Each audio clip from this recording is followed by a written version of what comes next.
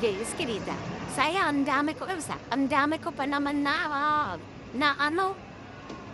So, andito na naman tayo sa Adayin Malay, Paskuskusera diri sa Singapore. Hi, hello, it's me again, Miss. Ang video na ito ay nagjalan-jalan kami somewhere in Somerset. Sa narinig nyo, nagre-reklamo ang ating videographer. Paano naman kasi ang akala niya ay napindot ka na yung video, yun pala ay hindi. Kaya nag-take two muna kami. Okay lang yan kasi masipag naman siya mag-video. So let's go, mag-take two na tayo. Actually, wala naman talaga kayong magandang makikita dito dahil ito ay kainan lamang. Inuman. At pwede kayong makatagpo dito ng app. Magandang spot ito para sa jammingan. Ang problema lang kasi dyan wala naman kaming pera para doon. Ang sa amin lang ay makagala kami bawat day off namin. Medyo maaga pa kasi kaya wala pang masyadong mga customers dito. Actually, wala naman talaga akong magandang ginawa dito kundi maglakad-lakad, mag-video-video for the content. Alam nyo kasi, ganito yun. Parang pang memories na rin kasi yung bawat video namin habang nagdi-day off kami. Para man lang ba meron tayong mabalik tanaw pag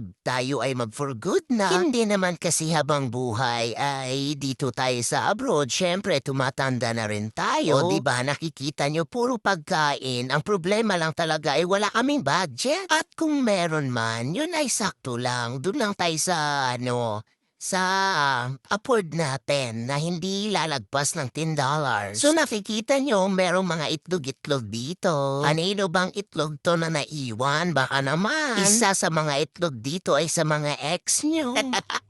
So ayun lang, dito ko natatapusin ang aking pagguda dahil wala namang kwenta-kwenta ang ating for the content tonight. Pero at least nag-enjoy naman kami sa aming jalan-jalan. Yun lang naman ang importante, kahit wala kang maraming pera basta masaya, go! Good night!